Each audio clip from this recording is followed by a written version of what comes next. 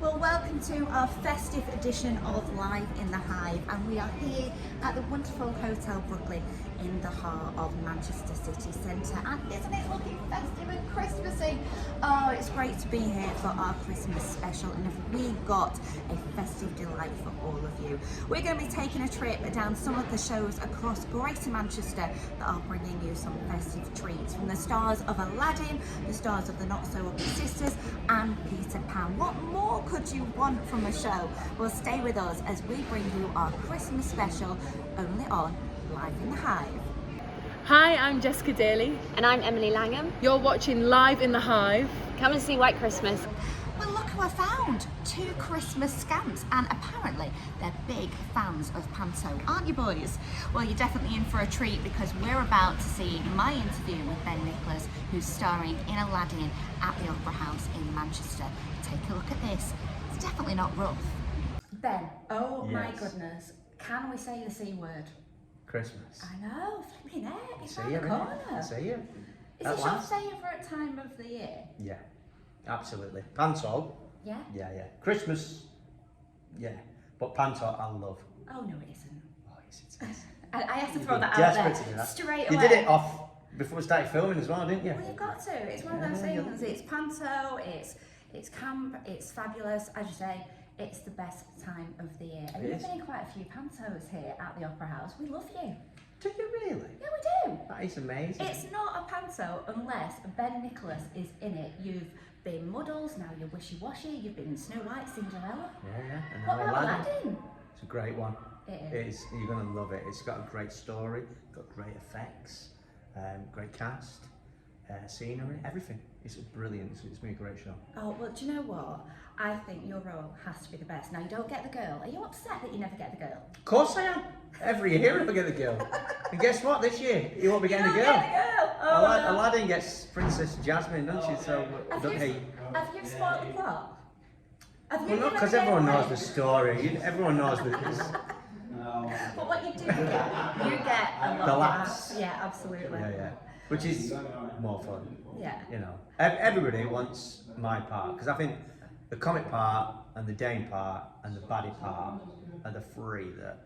You get the biggest reaction, and not just from the kids, from the adults, and I think there's a really good balance in terms of the jokes, because there's a little bit of a link to us adults absolutely. in the jokes, isn't there? Yeah, but it's not just for the kids. That's what pantomime people presume. It's just for the kids, but it's so not. I mean, I remember watching pantomime as a kid, loving it, and then I went and saw a friend in pantomime. I was like, I need to do pantomime. I didn't realise what you can get away with, because I'm the same. When the first time I saw it, I was like, wow, you can really. I remember seeing the Crankies in panto, and the stuff they were doing, I couldn't do now. I mean, we're talking about 15 years ago, I think, when I saw it.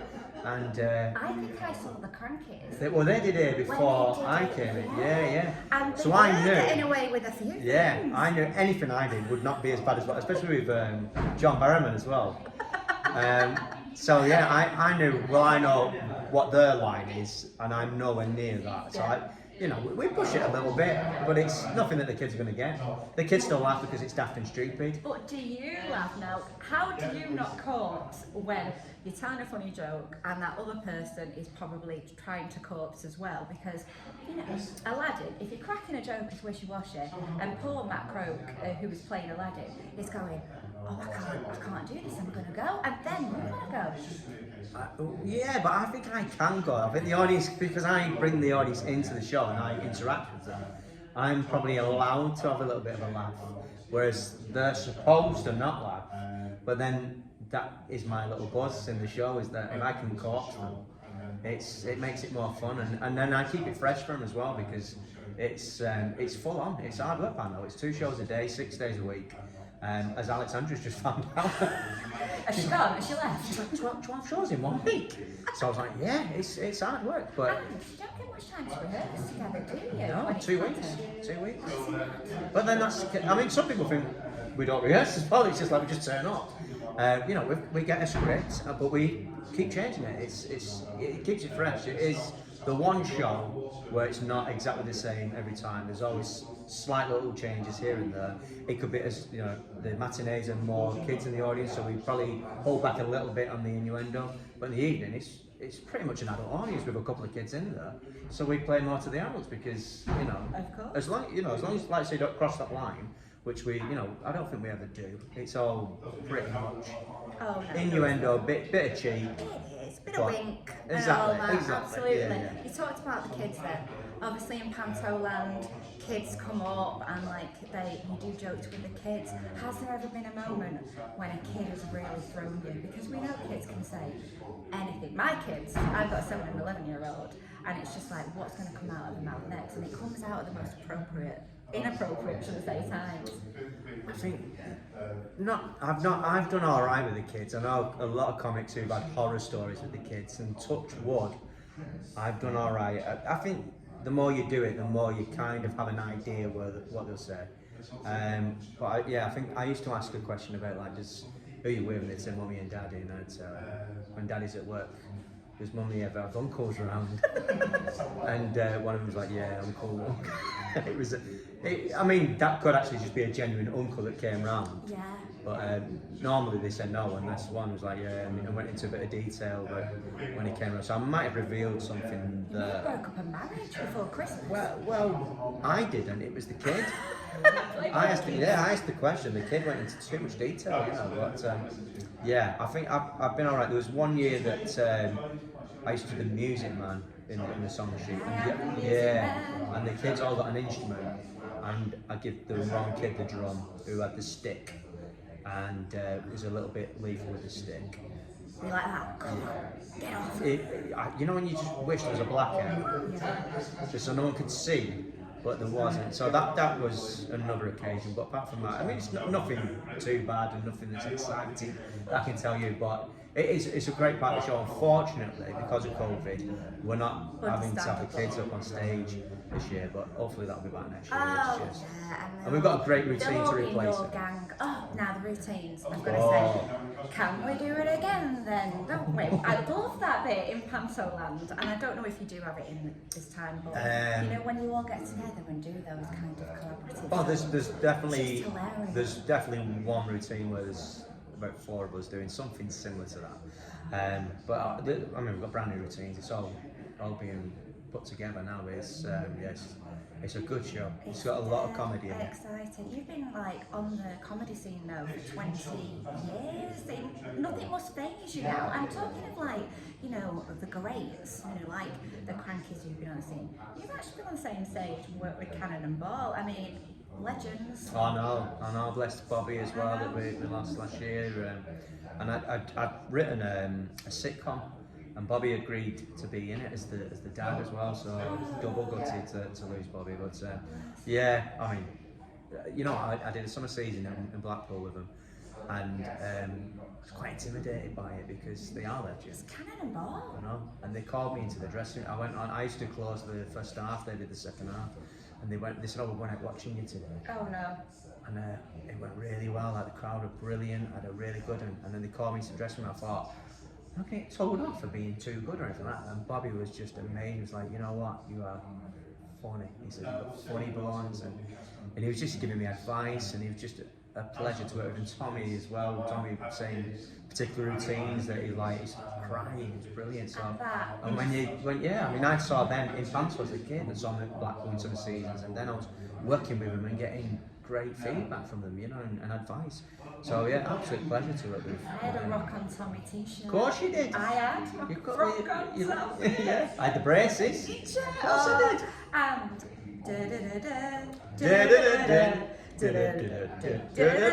We picked the wrong key, we should have gone a bit lower there, that was a bit high for me. I I sing went like with you. that. Have you got any songs? I don't think we get to see you sing much, do we, apart from, you know, the collaborative? Yeah, I'm doing maybe one number, but it's not really singing, if I'm honest. No. Is it howling? No, give me a bit of credit, it's not that bad. I can't give much away. It's really hard when you do these interviews because I know what's happening, and then you ask questions, and it's like, I can't really tell you that because that's the surprise. Well, I'll tell you what you can tell me. Go on then. You can tell me if I've got any potential for Panto. All right. Yes. Okay, I want to steal your crown. Okay. Or you want to play my part? Yeah, I feel like Wishy Washy could be female. Yeah, why not? Absolutely. 2021? Yeah, so I have got a couple of jokes for you. Right? Okay. Okay. I want you to judge my jokes. Judge them. Judge them. Well, see if Do you want me to be honest or polite? I don't know. Whatever you think. Okay, alright, I've got one for you. Right, and they are Christmas-based jokes. Are they crackers? From the crackers? Ba-boom-ch. Crackers. Yeah, no, that's what I meant. Are they from crackers? I thought you said, are they crackers? No, I was... They're more highbrow than that, you know. They're not from crackers. I'm not going to waste a cracker. Have you wrote these jokes, or are these just jokes that you've heard? I'm not going to reveal that. What's every elf's favourite type of music? Go on. Rap. Oh, dear. Oh, dear. Hey, I've not finished yet. All right. What happens if you eat Christmas decorations? You get tonsillitis. I thought it was that one. I thought it was going Did there. I pass? That's a cracker joke, that. It is a cracker joke. I think the elf one was a cracker joke as well, if I'm honest. Google's finest. Is that the best you came up with? You had the whole of Google and you picked those Are you two going to outdo me? in the show. Oh, in the show, yeah. Yeah, You yeah. can't feel it, so no. Yeah. Okay. Yeah, but it's going to be amazing. You're going to love it. We will do. So, when is it running from? We are opening on the 11th of December. I tested you then, didn't I? Yeah, but I've done 4 interviews, so I know it by now. If you was the first one, I'd have gone, it is on the 11th of December, and we're closing the 2nd of January, so it's on 3 weeks. And so, Get your tickets. yeah, you can't Don't put your miss it. tickets. It's going to be amazing. It really is. Can't wait. See him, it's Ben Nicholas. Wishy-washy. Well, next up we have another Aladdin cast to give you a festive treat. This is the cast of the Oldham Coliseum. They are doing the traditional panto full of vibrancy, colour, amazing costumes and very funny jokes to boot. I got to meet them a couple of weeks ago and here's what they had to tell me about what to expect. You're so colourful, I feel like I need sunglasses, guys. Now, we've got Richard, you are playing Dame Wishy Washy. We have got Sam, who is Wishy Washy himself. We've got Sherelle, who plays Aladdin. And we've got Mark, who plays Jinn. Now, we're going to come to that in a bit because it's not the genie, it's Jinn, which I think is absolutely fabulous. But how are you finding it, guys? You've already been open for about a week now. How's it going? It's going. It's great to be back. Like, yeah, we're doing school shows at the minute, which are fantastic. So magical to sort of bring that festive cheer back. Yeah, we're tired. Our bodies are not used to it after a year, but we're having so much fun, aren't we? It's great. But it's just great to see, you know, when the curtain goes up and you've got everyone screaming and the kids getting involved, singing along, clapping along, and just seeing that magic in their eyes. It's just amazing. And I've got to say, the Oldham Coliseum has a really good run at Panto. You guys are always the first on the scene to open. And it does feel for me that Christmas is here when your Panto starts. It's magical. How does it feel to bring joy onto the faces of kids and adults after such a crazy 18 months? It's the best feeling. Yeah. It's just amazing. Like, it just gives you so much joy just to see them just enjoying themselves, and it's kind of 2 hours where the world is normal again. And yeah, it's just amazing. Yeah, I mean, last year I've got a friend who's a teacher in one of the Oldham schools that comes every year, and she said her class last Christmas were absolutely devastated because it is a massive part of their Christmas. So to be back on is brilliant. Now, Richard, I know you were very busy last year anyway, so despite the fact that we didn't see live performances of Panto, you were going out and about actually visiting people and doing video messages, weren't you, in Panto style? As was Sherelle. Well, we each did a little one-man storytelling piece based on, mine was based on Cinderella. Jack and the Beanstalk. Jack and the Beanstalk, even. You were Cinderella. They all meld into one, to be honest. I can imagine they do, because this is your 14th year, isn't it? I know, crazy, but I'm an Oldham lad, so to be working in my local theatre where I used to come and watch Panto when I was a kid, I'm so lucky. Oh, now talking of Oldham, obviously that is very integral into the panto. I love the fact that you bring the place into it with some of your dialogue. Sam, is it great when you kind of give a nod to Oldham out there, or does the audience go a bit crazy and go, oh yeah, I know that place? Yeah, it's so funny because, we have nearly 4 weeks rehearsals. So after the first read through or the first week, we forget how funny those gags are. So the first night that we did our show, all of those references to Oldham, it's just amazing. It just makes it feel like such a community spirit, and everyone's with us and everyone's on board. But particularly this year, it feels like Panto is back with a bang. And of course, the baddie, Auntie Banaza, is from Rochdale. Yes. I know. I was about to come on to that. Not only have you switched it up, making the baddie a woman, because it's usually a man, isn't it? And I love the fact that we've got a little bit of a switch going on. But yeah, there's that little bit of rivalry, isn't there? It's kind of the boroughs. And I love the fact that she's from Rochdale. Does that get a lot of laughs, Mark? Yeah. Unless it's a audience full of schools from Rochdale. Yeah. Yeah, that could be like kind of saying something about Man City to a group of like Man United fans in the audience. I'm going to come on to gin. Right, come on, Mark. Tell us a bit about this. I'm imagining there's a lot of gin and tonic gags, yeah? Yeah, well, a few. Both on and off stage. No, I'm joking. I think it's such a fantastic interpretation of your classic genie character, but we've gone for a little bit more of a traditional name of Gin of the Lamp instead. And as you can see, he loves colour and he loves happiness. And when he meets Aladdin, he's just like, "This is my people. Let's have some fun." I love it. I love all the multicolored stuff coming on with your beard and everything. Yeah. Do you go out in that after the show? Of course I do. Typical Oldham night out. It's nothing new, is it? Now, Sherelle, I know you have been on stage at the Coliseum before. I think you have as well, Sam. Mark, is this your first time with Oldham? Yeah, it's my first time, yeah. Oh, it is like a family, I think. The fact that you all, come back to each other. There's a real nice feel about the Coliseum, isn't there, Mark? It is. It's actually...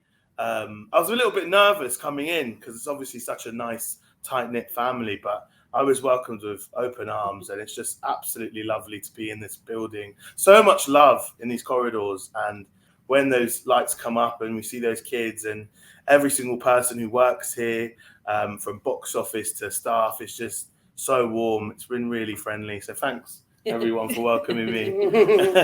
Oh, no, they haven't. I need to get that in. I need to get in a joke. Sherelle, obviously, as Aladdin, you are kind of the namesake of this pantomime. Do we get to hear you sing on the show? And can you kind of tell us a few of those songs that we might have to look forward to? Absolutely. To be honest, I don't really shut up. I'm always singing. So we've got some songs from The Greatest Showman. We've got some songs which are obviously from the charts right now. We've got a little nod to Billie Eilish with Rich, which is amazing. But it's just one of those where there's music which the older generation know, there's music which the younger generation know. And it's just lovely to kind of see everyone get involved with that, especially with the song sheet. It's just such a joy to see everyone just singing along and having an amazing time. Well, as you know, we're here at Hotel Brooklyn, and I've managed to grab the wonderful Dennis. Now, he is the food and beverage manager here at the hotel. And Dennis, I've got to say, it is looking so festive. It does indeed. So we're all geared up for Christmas. We're ready to welcome all the people to celebrate their Christmas with us. Our guys and also all geared up for getting the people in. Yeah, it's going to be a busy time, and you've just launched your festive pre-theatre dinner menu, and I'm really excited about this one. Tell us about it. So we've just launched a new menu. It's called Festive Pre-Show Menu. So we give a chance to people that are going to theatre, going to Christmas markets, to come and have something to eat, a traditional Christmas dinner just before they head off. So the menu is running from 5 o'clock until 9 o'clock in Runia's restaurant. Anyone can have access to it. So it is a set menu. We do 4 starters, 4 main courses and 4 desserts at the choice to the guest. The prices are set as well. They can have a 2-course dinner for £25 per person, or they can have £29 for a 3-course meal and have a starter, a main course and a dessert, and finish all this off with a cocktail from Brunel's restaurant. Oh, do you know, your cocktails are amazing, because any Live in the Hive viewer would know that we have had cocktail masterclasses from you guys. They are certainly top notch. Have you got any special ones for Christmas, or is it just your usual gorgeous we always make our cocktails to look the best as they can. We've also just be adding different Christmas stuff on it, so to make it look even more better than it is currently. And what's the reaction from people coming through the door to the hotel? Because as you said, it's been a long time coming. We didn't have this opportunity, did we, like 12 months ago? No, we didn't indeed. So everyone is excited. Everyone is excited to see the Christmas markets back in town. Everyone is excited to see the Christmas decorations around the places. We've just put our Christmas decorations up. We start putting the Christmas music up as well, so the guests enjoy it. It's a different atmosphere. Everyone is ready to celebrate, and we are ready to welcome them. And they've even got their own Santa Claus, and he definitely is the real one, isn't he, Dennis? He is indeed. His reindeers are landing on our roof all the time. I love it. Now I'm going to put you on the spot a little bit here now. If you had to choose your favourite dish off that festive pre-theatre menu, what would you go for? I would definitely go for a turkey. We do a traditional turkey breast dinner, which contains the pigs and blankets, all the stuffing, the sprouts and everything, and it's topped up with a juicy gravy on top. Oh my goodness, my mouth is watering. Right, I think me and Dennis might have to go off to Runyon's now and have a little bite to eat. So we'll see you after this little interview with Peter Pan and his company. Now this is great that I have got you in the house, in the Hive, Jason, because I came to see you last week and I've been raving about Peter Pan at the Octagon ever since. Your show was brilliant.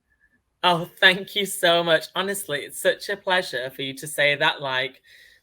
And I'm really glad you had a great time, because obviously that is what theatre's about. And I think one thing that's so special about this show is that it is for everyone, and that it's so fun, and that it doesn't matter what age you are. You come in and you have the best time ever. Like, I've seen dads that have brought their children who just don't look like they look like they want to go watch the football, but they've been dragged to the theatre with their child and the mums, and then they're the ones literally cheering on, and it's just like such a wild feeling. Sometimes it feels like you're at Wembley, especially on a school show, but yeah, I'm really happy that the show is doing what it's meant to be doing. Well, I saw that reaction myself, because the crowd do really get involved in the action. And what I also like is you as characters get out into the crowd, because the Octagon is a great theatre to be able to do this. And me and my little girl, we were like, oh, there's Peter Pan and he's coming down the stairs and it's right near us. And there's, oh, look, the crocodile's on that side, which is brilliant. Yeah, it's literally just attacked from all angles. And one thing, because it's just a very multifunctional space, and it's really flexible, that we're able to just pop up here, there, and everywhere. And I think that's one thing that people find as a surprise, because they just don't expect it, especially on my entrances when I'm popping up. And sometimes I'm literally hid behind someone's seat giving away theatre tricks. I'm literally hidden behind someone's seat for like 20 seconds, 30 seconds, and then I pop out and they literally like, and it's just like, and I have to literally control myself being like, no, I need to say my line and not be like, yes, I cannot believe I give someone that reaction. Yeah, it is fantastic. And we must explain who you are, because the cast is a small cast, but you all play a number of characters. I've got to say, my favourite of yours is Tink. You are absolutely wonderful as that character. What you bring to Tink is just unbelievable, especially your lovely pink furry coat.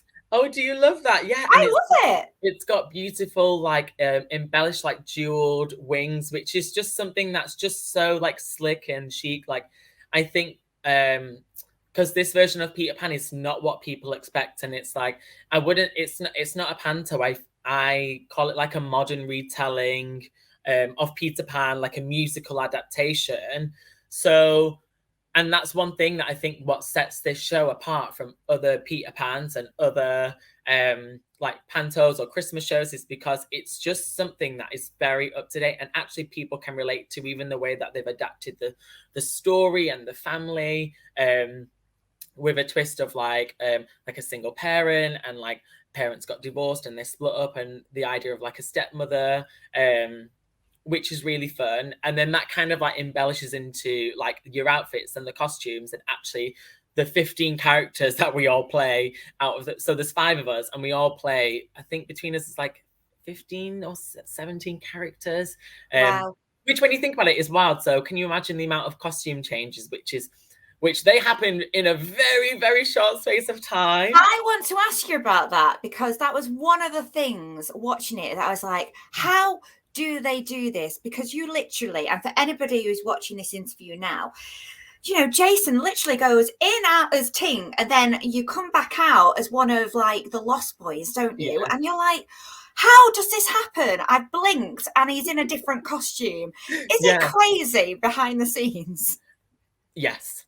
And I'm not even gonna lie, it's so crazy, but it's great. And that's kind of like the thrill, because everyone's just so like, yes, right, got to do this, and this. And it's very like if you're watching me, it's literally very much like pulling it down and putting your arms through, and just very, very sharp movements to get everything on as quick as possible, as soon as possible. But then also make sure you hide the other costume, or you've taken fully off the other costume and you've got it on, and you don't look like a mess when you come on stage. You actually look like the character, like well presented. So it's taken a lot of time. I've had a lot of practice doing it, and so has my other cast members, because the costumes are quite heavy and they're like full. It's not even just one base and then we just add like a top or a hat or things like that. It's like a full head to toe change, which I think is so amazing. So people really, really see like, right, you're playing this person, you're playing this person. And then actually they kind of like separate, because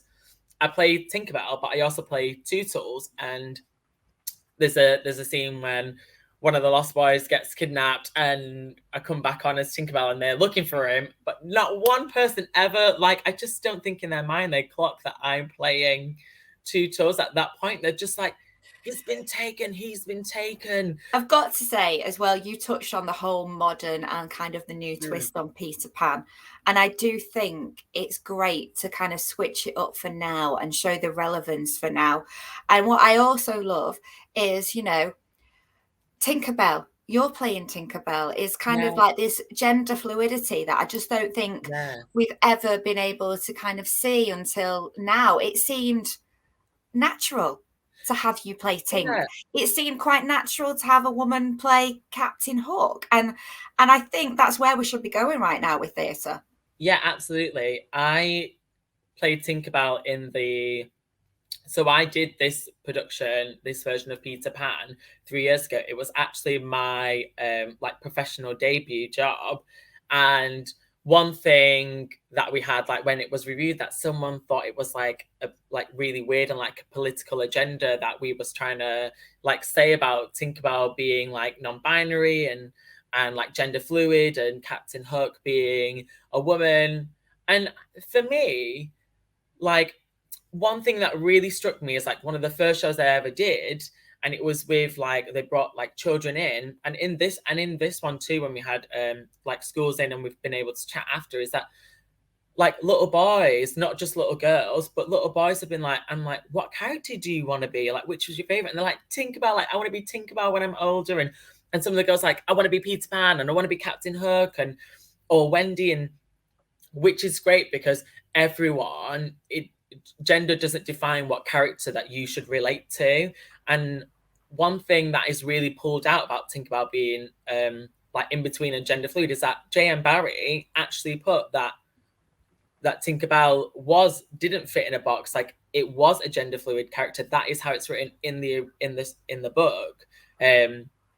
Obviously there've been other versions like that we have all accustomed to know, like commercially like produced, like the films and like the traditional pantos and the traditional outfits. But actually, one thing I think Sarah's really done is actually just really analyze the text well and taken out these parts that actually a lot of people relate to, but people have, guess, like made their own version of. And I think it's really wonderful, because it all starts with education. And if we actually place like Tinkerbell on stage as someone who is queer and is like Asian and Northern and is playing a gender fluid character, those like kids and all ages of people can relate to that character, people that necessarily don't feel like they belong. And Absolutely. like, I know how that feels. A lot of people know how that feels. Everyone at one point in their life knows how it feels to be alone or not to fit in. And so to have that sort of character that really holds their ground, stands on their own, and is sassy, is confident, and knows who they are, doesn't matter whether they fit in a box or not, they write their own narrative, like they are who they are, and they don't apologize for who they are. And I think that's what's so wonderful about. And I've got to say, it is done so beautifully. It really is. It's fantastic. Well, Dennis mentioned they had Father Christmas, but I don't think this is the real one. They definitely have got an amazing one at Hotel Brooklyn, which you have to go and take a look at. But for now, we're going to be easing on down the road, because if you're a fan of The Wizard of Oz, then you can't go wrong by taking a trip to Hope Mill Theatre. The Wiz is on until January, and here's a cast with some of the things that you can expect from this glorious show.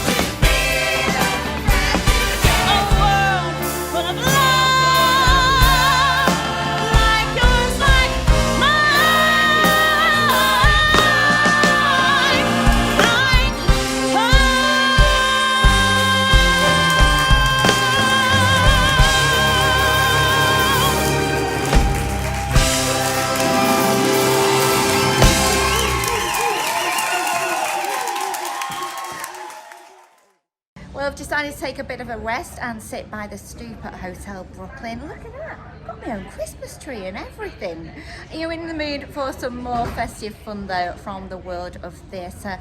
And if you haven't seen a Christmas show yet, where have you been? This is the place to be though, for lots of choice to see what might be on your Christmas list theatre-wise. And we're going to be taking a look at an alternative Christmas panto now. Yes, it's Cinderella as you've never seen it before.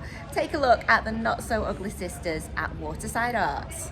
Well, stop believing what everybody says about us and just know that we're good. We are good, aren't we? We're not the baddies in somebody else's story. We're the heroes in our own. Have heard the rumours that cartoon pictures claim about the ugly sisters of Cinderella fame. Jolly the villain and Bob the unmade fairy tale targets of the public can say. People don't want their hair done by a pair of panto villains. Lights twinkling and music on the air, all dolled up to the nines with flawless hair. This party is like nothing I've ever seen.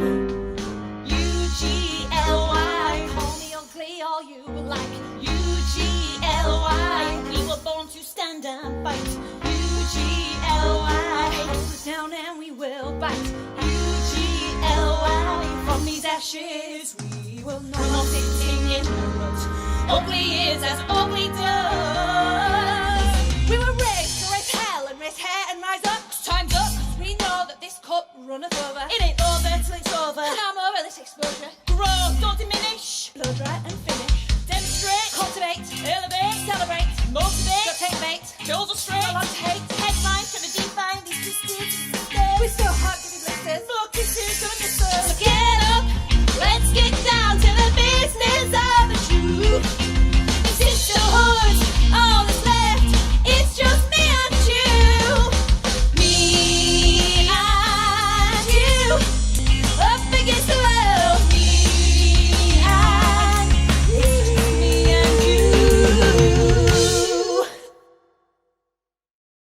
Well, I think Mr. Nutcracker is happy with what he's seen tonight. I hope you've really enjoyed the fabulous show, and I hope it's given you some ideas of what to go and see at the theatre over the festive season. For now though, it's bye from me and Mr. Nutcracker at the wonderful Hotel Brooklyn, and we'll see you in January 2022. So for now, all that's left to say is Merry Christmas and Happy New Year. I'm dreaming of a white Christmas.